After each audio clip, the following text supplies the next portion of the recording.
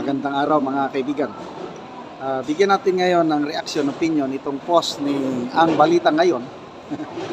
Yung flood control hearing sa Kamara. Nako, si Congressman Joel Chua, isinisi niya sa Administrasyong Duterte ang mga flood control anomalies ngayon.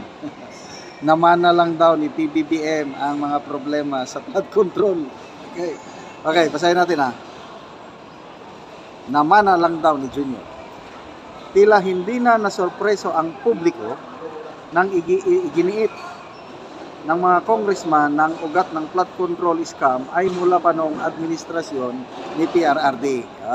As usual, sa unang pagdinig ng House Infra Committee, sinabi ni Manila Representative Joel Chua na ang mga anomalya ay may pinagmulan sa budget insertions noong panahon ni PRRD. Ito ang kanyang pahayag. Noong 2017 pa lang, nagsimula na maglabasan ang mga babala. Sunod-sunod ang mga ulat ng Commission on Audit mula 2017 hanggang 2020 na naglalantad ng ilang libong proyektong delayed, depektibo o tuluyang hindi na ipapatupad na nagkakalaga ng daang-daang bilyong piso. Dagdag pa niya, iniulat ng PCIG, Philippine Center for Investigative Journalism. Ito, makakaliwa ito. Sinisira talaga si PRRD. Noong 2018, ang pagkakasangkot ng ilang malalaking kontratista at mismong House Appropriations Committee ang nakatuklas noong 2019 ng mga flood projects na isiningit na walang malinaw na batayan. Noong 2019 naman, mismong ito. At noong 2020, hindi na raw makapagkakailat ang kabulukan matapos aminin mismo ni PRRD na talamak ang ghost project sa bansa. Sa madaling salita, hindi bago ang problemang ito. Ito ay problemang namana, naipon at napabayaan at ngayon lumulutang na parang sugat na matagal nang hindi ginagawa. Ay, palakpakan natin si Congressman Joel Chua. Expected na yan. I-connect natin kay DT Sara.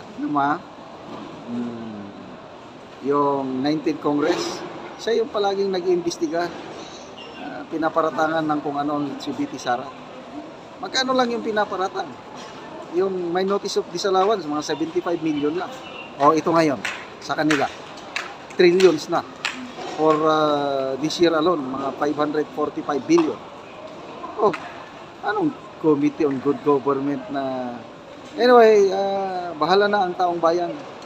Kung sabi nila na namana nila kay PRRD, hindi ako naniniwala. Kasi ako, saksi ako ng kung gaano katino ang mga infrastructure projects panahon ni PRRD.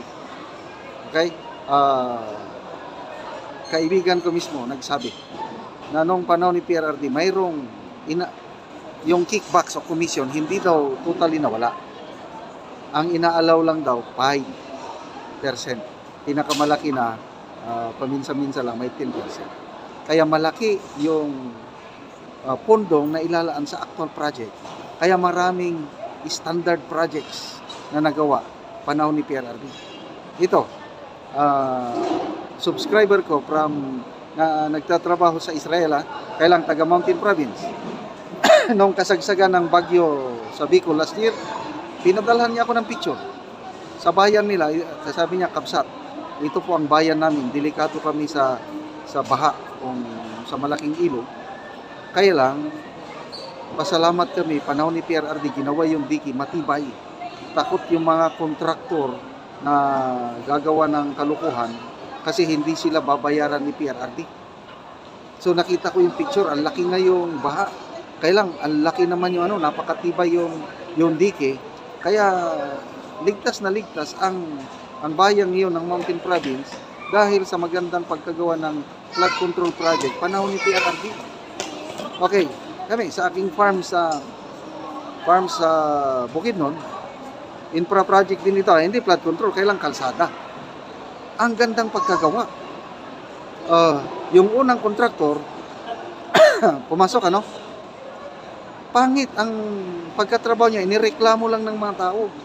Itinawag sa 8888. Ako, inaksyonan agad. Tinanggal yung kontraktor na nagsimula. Walang bayad. Tapos may pumasok na panibagong kontraktor. Yun, ginawa, maganda. Kaya lang, nung nagkaroon ng quality inspection, mayroong mga lugar, yung kalsada na papunta sa aming farm na substandard. Hindi sila babayaran ng Duterte administration. Kaya napilitan yung kontraktor, yung mga na hindi nakapasa sa quality test, yung mga substandard, giniba nila, binakbak. Tapos sinimento ulit.